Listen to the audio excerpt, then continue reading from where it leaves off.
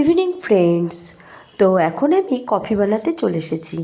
কফিটা একটু আজকে আলাদা রকম করে করব। এর আগেও ট্রাই করেছি, তো মেয়ের আবদারে আজকে একটু কফিটা ঠিক এর আগেও খেয়েছে, সেজন্যও আজকে এটাই আবদার করলো যে মা সেদিনে যে করেছিলে কফিটা ওই রকম করে করো।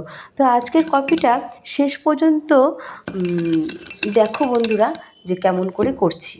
তো আমি প্রথমে চিনিটাকে কফি গুঁড়োর সাথে গুলিয়ে নিলাম।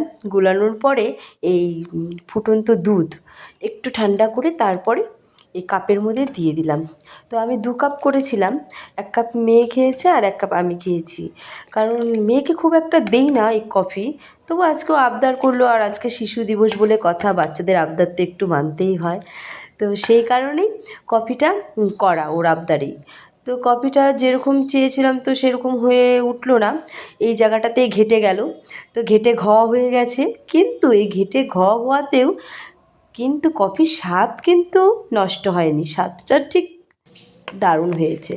তো পরে মেয়েটাকে আমি কফি খেতে খেতে একটা সেলফি নিয়ে নিলাম। তো বন্ধুরা, আজকের মতো ভিডিওটা এই পর্যন্ত। Bye bye.